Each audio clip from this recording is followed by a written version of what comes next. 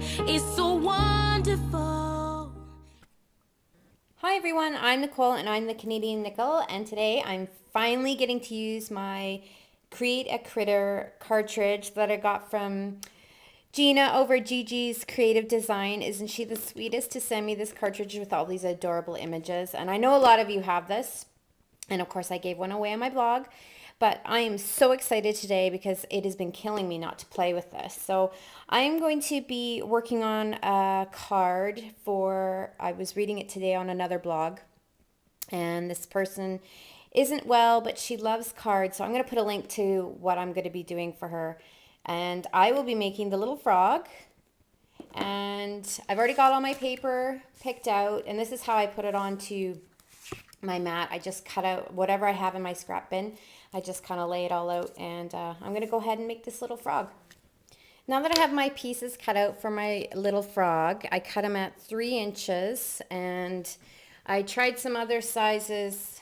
I think this was about 3 3/4, and it was just a little bigger than I wanted. So that's going to go into my save pile for my kids to play around with. And I'm going to run my frog, and I'm thinking the lily pad through the Cuttlebug.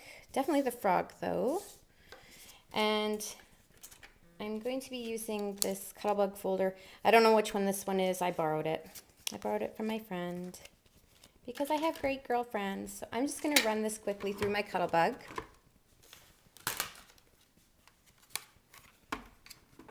Because frogs tend to be slimy and bumpy. He looks really cute, all lumpy bumpy. And I'm going to borrow, or I'm going to use this folder as well. It's like little bubbles that I also borrowed from my friend. I shouldn't say I did. When my mom was here last week, she borrowed these from her. So I'm going to just go ahead and put these together. This is a good size image, so I'm going to use my ATG gun. And also because it's all textured up now, it's good to have a good strong adhesive on there.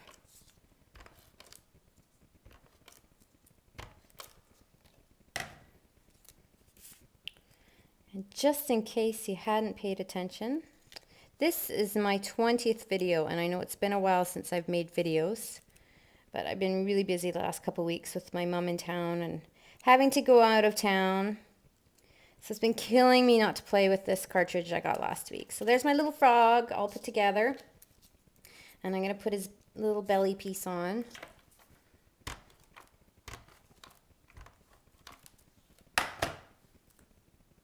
This is so cute. Now I want to give some dimension beyond the textured paper to my frog and lily pad. And I'm going to be using my Stampin' Up! Chalks, and I have my little finger dauber thing here.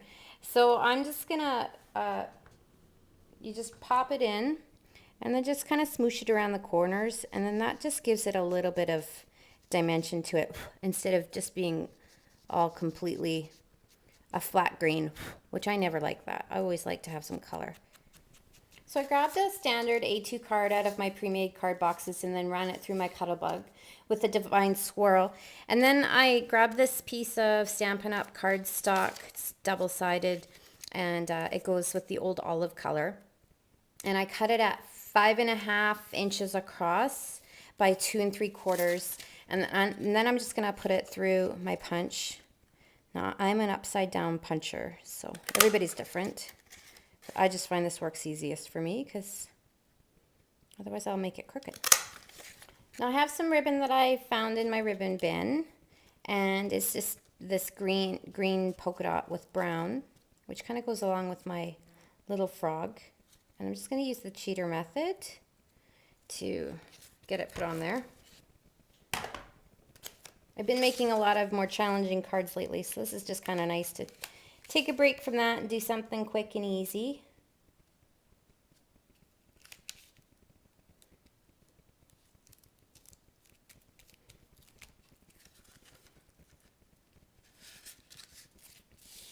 Let's see.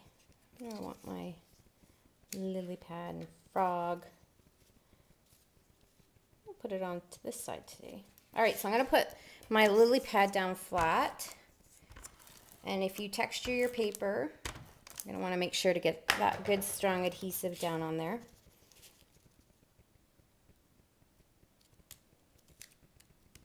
And I went and made sure with the chalk as well to go around the lily pad.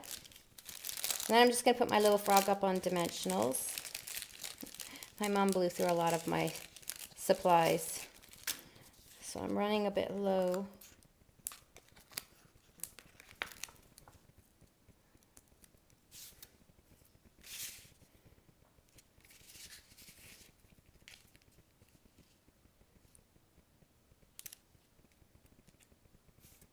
And then I have an extra piece of ribbon to tie it off.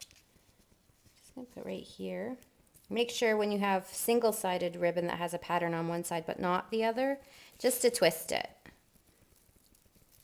That way you get both of your patterns on one side. And then just trim off a little of the extra, and I want to make sure I get that dot in there, so I'm just gonna make sure that I can get it in there. And now I just need to sing. I've gone ahead and printed out my sentiment, and I just did it on my computer, and I wrote, "I find you ribbiting," because he goes ribbit, ribbit. And I just used my punches to punch this out. And I'm gonna put it kind of up in the top, I think, above the bow. And then I'm gonna try something a little different and make a flower.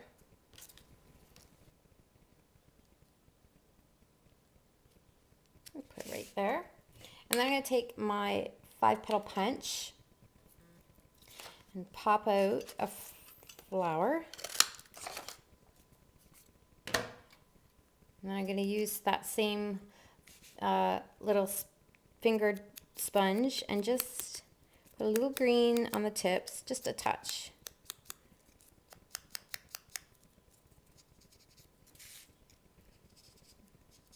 There, to get a little bit more pressure, just put it down on your mat. Now, ordinarily you would use like a glue dot for this, but I don't have any, so I could say my mom used them all. All right, so I just put that in the center.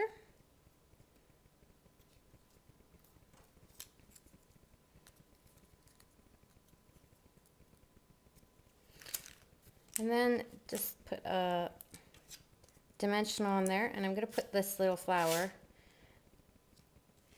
on